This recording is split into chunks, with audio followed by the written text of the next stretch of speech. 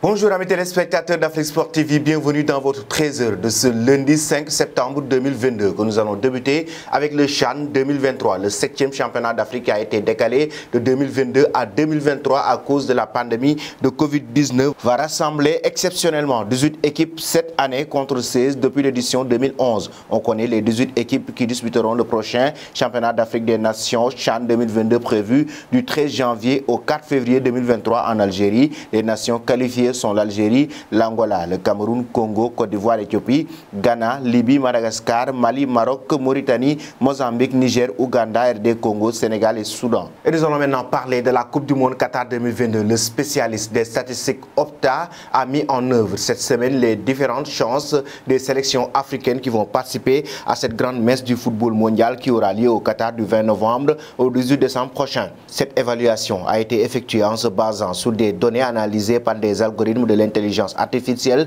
précise l'entreprise anglaise. Ainsi, selon Opta, les chances de l'Afrique à la grande messe du football mondial sont quasiment nulles. Les 5 sélections africaines ont toutes été créditées de 0% de probabilité de victoire à la Coupe du Monde 2022. Sénégal 0,19%, Ghana 0,02%, Maroc 0,01%, Tunisie 0,01% et le Cameroun 0,00% aux équipes africaines de renverser la tendance. Et nous filons en France avec le RC Sékou Fofana, l'Ivoirien, a expliqué à Téléfoot pourquoi il est resté au sein du club français. Le joueur ne s'imaginait tout simplement pas ailleurs. Parfois, on fait des projections dans des endroits et là, je n'arrivais pas à retrouver ce que j'avais avec Lens actuellement. J'avais l'impression que tout était réuni pour que je reste, a-t-il indiqué sur TF1. L'international ivoirien a apprécié les efforts réalisés pour le faire rester. Le club m'a plus que prouvé qu'il était ambitieux. J'ai des partenaires qui m'aimaient beaucoup et qui ont insisté sur le fait que je reste. Je ne voyais pas pourquoi j'allais partir ailleurs.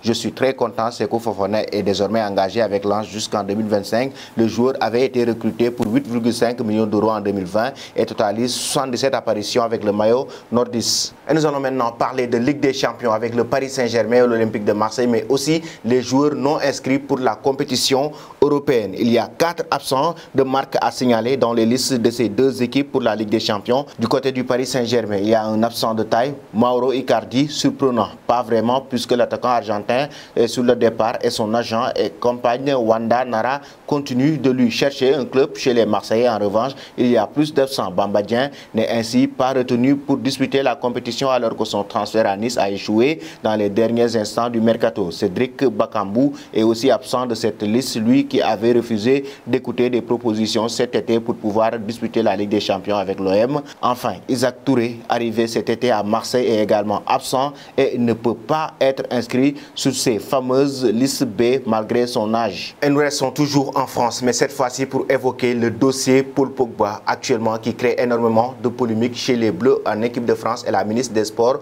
française estime qu'elle fait confiance à Didier Deschamps. Une sombre affaire qui concerne directement les Bleus, le joueur étant soupçonné d'avoir fait appel à un marabout contre Kylian Mbappé alors que les éléments continuent à émerger jour après jour. C'est la ministre des Sports, Amélie Oueda Castera, qui s'est une nouvelle fois exprimée sur le sujet sur les antennes de France Info. On le sait tous, un parcours réussi dans ce type de compétition repose sur une combinaison entre l'état de forme de ses talents, la qualité de vie du groupe, mais on a la chance d'avoir Didier Deschamps. Je lui fais toute confiance.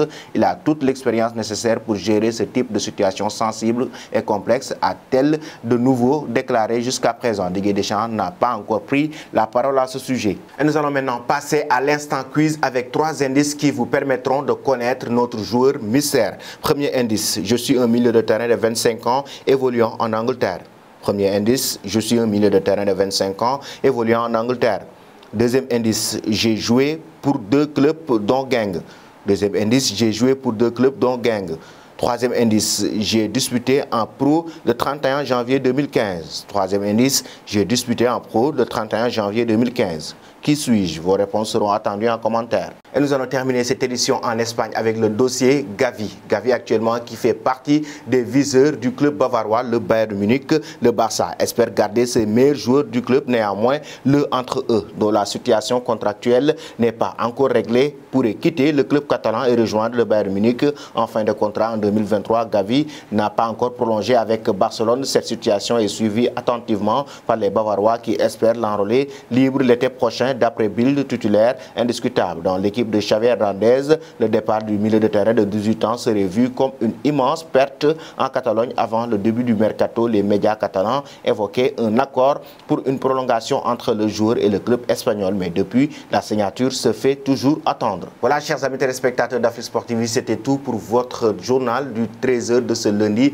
5 septembre 2022 que nous allons boucler avec la question du jour. Écarté à Marseille, que doit faire Bamba Dieng pour son avenir? Vos réponses seront attendues en commentaire. Merci et bonne journée.